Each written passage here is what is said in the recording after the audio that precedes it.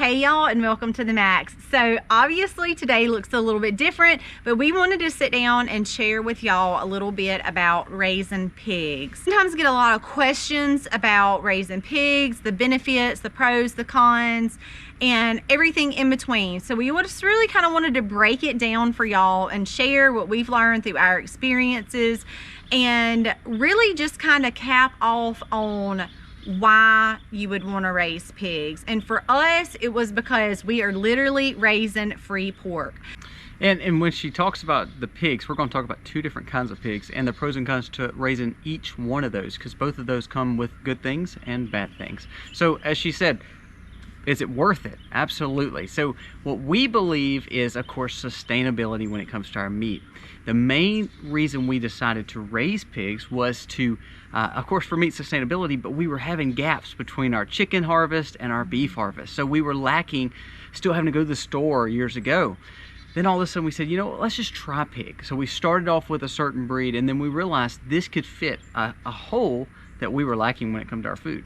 Pack in the freezer with pork, but you know, you think about it, you say, well, we have to buy the pigs, we have to feed them out, then we have to go through the process. Is it really worth it when you talk about pounds to pennies? Is the cost, is it really more cost than what it's worth? Really, how would you weigh that out? So I just kind of wanted to share with y'all a little bit. He's more of the mathematical man behind the numbers there, but we've done literally a video fully breaking down the numbers down to really the cents, but to just share a little bit, is the money that you put in it, is it really worth it? So I would say yes and no. Here's what you want to ask yourself first. Do I want pigs for harvest only, or do I want an operation of pigs? Now, I would challenge you, if you're looking for, like Misty said, free pork, if you're looking for a chance to say, I want to pay for itself, there's two ways to do it. You either have to market pigs to everyone, which means you're going into a business strategy, or you simply say, I'm going to raise piglets and make an operation where I'm selling piglets that we're not utilizing in our sustainable agriculture.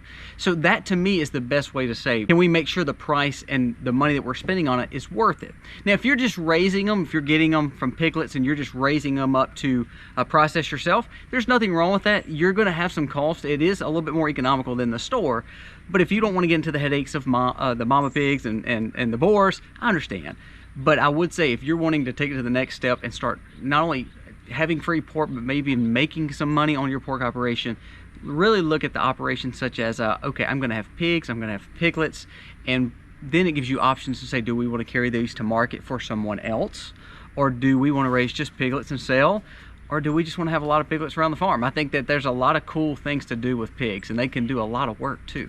Say you wanted to raise pigs, you didn't want to do the whole pig operation, you just wanted to raise maybe say 2 out for your family to put up in the freezer for a year, but you didn't have a lot of land to partition off. So maybe share what that would look like, because it is cheaper than obviously buying from the store. Even if you buy the piglets, you feed them out, raise them up, and then take them off to butcher. Say you don't do any of the butchering yourself. Yes, there's going to be cost there, but it is still cheaper than going to the store, because you're cutting out so many third-party men that is making money on top of making money on top of making money, which costs the consumer more.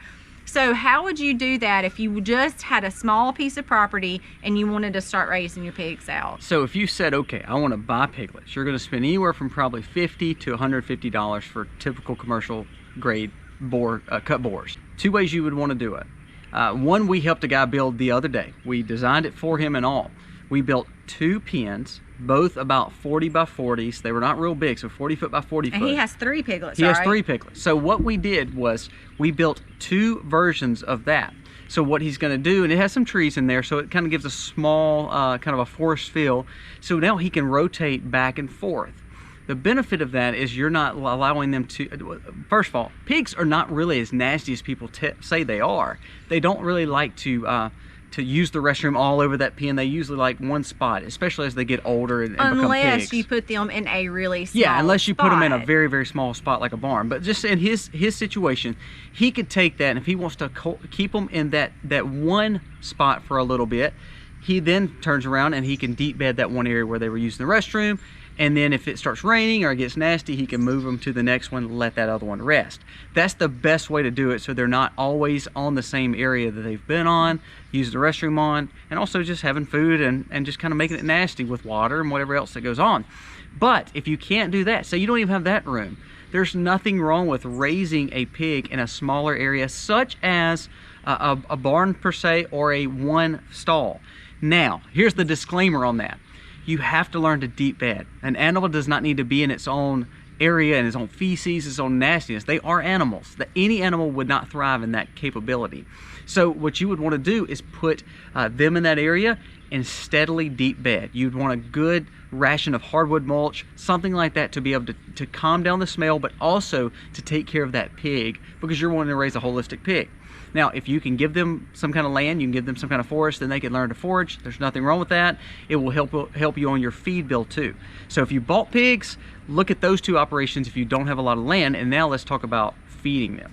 And you have to remember too that there are mobile devices that are made out there now that literally you can put your pig in, gives them enough space for a couple of days, and you can literally move them around in an area where you are. Say you just have one big circle you're moving them around in. It's the same idea really as permanent fencing, where you're moving them from side to side and you're giving the areas a break. It still cuts down on smell, still allows the land to heal, and you're still not in the expense of deep bedding and stuff like that. So there are lots of options out there. It's just deciding what's best for you and deciding, do we want to take this on for you. We raised ours in Premier 1 nets, the hog nets. They worked great. You need to train them to it. Make sure you understand how to train them. Get them when they're small. You can't get a half-grown pig and put them in a net. And then try to teach them in that. So they work good in pairs, of course. But we raised them in nets because we wanted to clear certain areas out. We wanted to give them fresh ground. Now we have a little bit bigger operation, so they're in a forest. But you know, look at the nets. That's not a high expensive option, and it allows you to maneuver them a little bit. We made gardens with them, so we would put them in a certain area. They would till up and kind of disc up that area, and they would put their imprint there, and then pretty much we would move them off of it, and we'd get ready to plant. So you can utilize them to work to clean up pasture, work to clean up forest, work to clean up certain areas around your property, but then also make gardens for you. So I think a lot of people have the idea of eating like a pig, meaning eating a lot. So share what it kind of looks like when we are actually feeding out our pigs. So we talked about buying the piglet from $50 to $150, just depending on who you're buying it from. Feed sacks, I'll tell you what we do, because I'm going to tell you our personal plan. We use a feed that costs about $15 a sack. Which is fairly inexpensive. That's right, and it's a non-GMO feed. Now, if you choose to feed something a little bit more economical, or you're feeding corn, you can save some money there, but I'm just telling you what we do. We feed $15 a sack for 50 pounds. We know that we're going to have about $20 to $25 a month in each pig that we have in operation. Now, I say that because we know we feed once a day. We do not give them feed all day. A pig can eat, and then they can lay, they can scrounge around for the rest. Here's two options to save money. If you're raising them where they can kind of naturally get their food and forage a little bit, that's a perfect avenue for you, because you can save some money, like I said, $20, $25 a pig. If they're in a stall and you can't feed them, they can't live off the ground or forage, learn to use a scrap bucket. We have a scrap bucket that stays inside. We have a compost bucket, then we have a scrap bucket. Every ounce of our food, again, our food is clean eating, every ounce of our food goes to the pigs if it does not go to composting like nitrogen or something like that. Also, we don't give them back pig or anything, but any scraps possible can feed your pig. So that will help you cut down on your bill. Any milk that seems like it's spoiled to you can go to your pigs. Anything that's moldy or seems like you can't eat, your pigs can eat it. So it helps you save some money. Also, anytime you have residue left in your garden, put them in there, let them eat it or take it up and give it to them, so you're saving money. But if you spend $20 to $25 a month for your pig. Somewhere around that is a good number to kind of be at, because you're going to raise these for 8 to 10 to 12 months depending on how much you're feeding them. But that's what you want to kind of stay around $20-$25. If you're up to 30, that's okay. If you start going more than that, then you're starting to get a little heavy in your feed. You need to find ways to supplement. And obviously we can't get all of the questions, but another question that we hear a lot from you guys is, how long does it actually take to feed out your pig? So like we were talking about with the feed, the more you feed the animal, the bigger it gets. We find a different approach. We want to ration our feed because we want them to forage. So if we're raising chicken, if we're raising cattle, if we're raising sheep, if we're raising pig, we tend to want them to be more, more foragers than just sit there and feed me. So we tend to feed once a day. Now, if you want a fatter, bigger pig quicker and want more lard, the more you feed, especially like a corn or soy base, which that's not what we do, but if you're feeding a corn or soy base, they're going to put on a lot more pounds. However, the quality of the meat, depending on how fast you're feeding, may not be good. It's good for them to kind of walk around, run around, and move around. That's a good thing. That helps the meat get more tender, helps the fat be more savory, just being honest. So now, if you're talking about raising, I want to raise it only 6 to 8 months, then you're going to have a higher feed bill. I don't like that regimen. I think that's a little too aggressive, and I actually think that's too much like commercial farms. My pigs, if you look at my pigs, none of my pigs are like wallowing and just huge fat. They're just not. They have a good physique, they're good muscular build, and that's for a purpose. We want to raise them that way. So when people send us pictures of their pigs, I'm thinking you're overfeeding. No wonder you think they're eating you out of the house and home, because they are, because you're feeding them too much. So get them on a strict a balance. You can look that up. I think it's 2 pounds per month that they grow. For instance, mine, if I'm feeding three pigs, a 5-gallon to 7-gallon bucket of feed would do that, and that's all they need, because they're going to forage. If they're in a stall, you may want to say, I'm going to do 10 gallons and let them kind of and then we may give them some residue or some scraps every once in a while. So around those numbers are good. If they're eating you out of house and home, it's probably your fault, because you're probably overfeeding them. We look at 10 to 12 months. That is our bread and butter. We've raised these pigs. We know what size they are. This is about our 4th or 5th set of generations to process on farm. So our goal is to say, okay, if I can raise them in 10 to 12 months, $25 to $20 to $30 a month, then basically we're covering ourselves in $250, $300 worth of feed per pig. So that's what it's costing us, plus the original $50 or $100 investment if you were having to buy them. So far you may have $400 or $500 in your pig. That pig may have 300 to 400 pounds of meat on them at time of process. So you're looking at what, $1.25 per pound so far? So you see, it's actually a lot cheaper. Bacon at store right now is $5 to $6, $7 a pound, depending on what kind you're buying. Pork chops are $5 a pound. Ground pork is $4 or $5 a pound. So you see, you're saving a tremendous amount of money. Even if the butcher does all your work for you, may knock in another 50 cents per pound, you're still well under budget. But in a general answer, 9 to 12 months, depending on how you're feeding them and how much they're able to move around, is really going to set up that time frame. You can't really put a definite 6 months, you can't really put a definite 12 months, because it depends on who the owner is, how they're feeding, and what their approach is to raising these pigs. If they want it more pastured pork, or if they're really shooting for a smaller amount of time and a faster growth. So really it just depends. Anywhere between 9 to 12 months is a good slaughter Now time. we're talking commercial hogs here. So we're talking like our Berkshire, Yorkshire, we're talking Durocs, we're talking Tamworths. If you're looking at your heritage breed, such as American Guinea Hog, which we raise a lard hog, or you're raising coonies, you're looking at 18 months. I mean, easily, because they're going to slow grow. They tend to put on a lot more fat, because the whole purpose of those pigs is different from the commercial pigs. You're raising homestead pigs, or what we call heritage breeds, for purpose of lard. So a totally different hog to raise, but probably one of the best and easiest hogs to raise if you want to try to get into hogs or get into pigs. Your heritage breeds tend to be a little bit easier, but they take a little bit longer to grow, and you're not going to have your bacon like you would typically have on commercial. It's just a different style pig to raise. Let's just start from point A to point B. What am I going to have in this hog? If I buy a piglet right now, and then what is it to take to get it to butcher? So let's go back over the numbers. Let's say we invested $50 in a piglet. We went and bought this piglet, and it's just a little cut hog. We then raise these hogs, and we're raising let's just go on one number. You can double this if you're raising 2. You're raising this hog, you're feeding it $25 worth of food per month, meaning you can supplement with different things, but let's just use an average $25. That's about a sack and a half per hog, depending on how much you're feeding. If you're feeding more, you can use these same numbers. So let's say 12 months. It took us 12 months to raise it on $25. That's $360.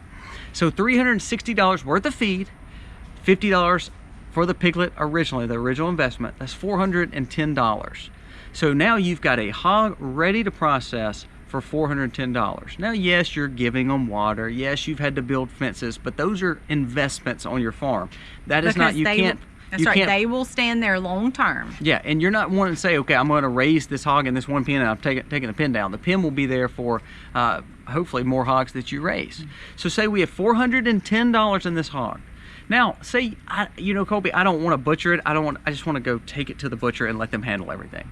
So I'm going to tell you here, they charge $85 to scald and process your pig. So that's a start. It is to basically get it ready to break down and put into your hams, your bacons, your pork chops, all that.